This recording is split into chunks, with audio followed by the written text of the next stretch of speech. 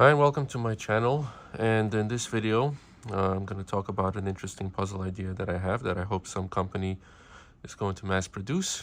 And I know it's been a while since I've posted any videos.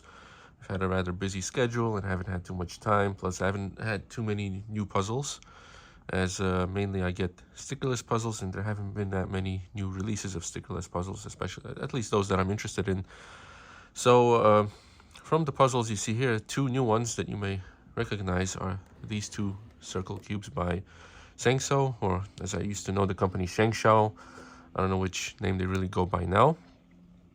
And so the idea that I have is that they should combine these two puzzles into one, and I'll explain how that works and how I think it could be done fairly easily by the manufacturers. So this is the old Diane version of the crazy 4x4, where all 6 circles are fixed. And basically, for those who are familiar with how to solve this puzzle, the first step when you solve the centers, you don't solve them like a regular 4x4. So basically, like if you could look at this one, I didn't bring a 4x4 with me for this video, but when I turn this, you can see the outer parts of the circle turn. And on a regular 4x4, everything turns when you turn the outer layer. Here, if you turn the outer layer, these remain stationary. They only turn if you turn the middle.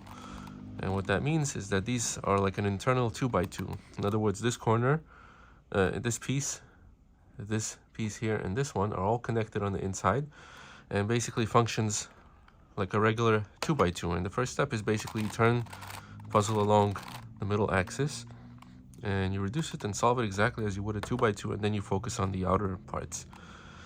And now, this puzzle is obviously different, and the difference here is basically it's a 4x4, and the internal 2x2 is this 2x2.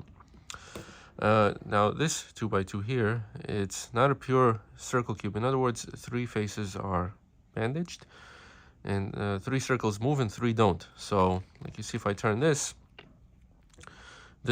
circle moves with the face, but the opposite face, it stays. And it's the same way with the other faces. This one, it stays, and the white, it moves, and so on and so forth. And what happens is, once you fully scramble this, one piece, I believe it's, which one? I believe it's this one here, is going to stay solved. And basically, because these pieces are bandaged to this corner, and that's what keeps it from 3 of the faces from turning, basically. And when you look at this puzzle, if you turn the outer layers on all the faces, it all turns. Basically, the circles appear stationary, but what's unique about this is that the inner 2x2 functions like this 2x2. So if I turn through the middle, you see this one stays fixed, but this one turns with the face. And so since this puzzle has a regular 2x2 as an internal 2x2, all they should do is add the elements of this 2x2 into this 2x2. Basically, add the circles of this 2x2 into this one, and it's going to function the same way. Now, one difference is going to be, when you scramble this one, like this one, when you turn the outer face, you see it turns like this. It's not going to happen here, because here, basically, the whole big circle is going to stay fixed.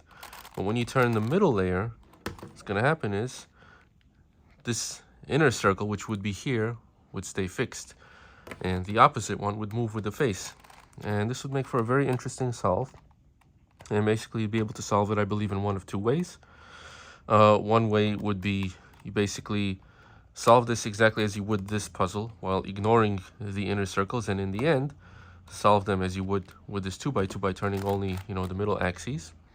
And a more challenging way would be to first solve this 2x2 with the circles, and then to solve the outer parts. Yeah, so that's my idea. I think it would be really awesome. Also, if they would release a new one, it would hopefully turn a little better than this one. Now, this turns okay, but it does tend to be a bit catchy. But the more modern puzzles like this one, they turn very, very smoothly, and this one as well.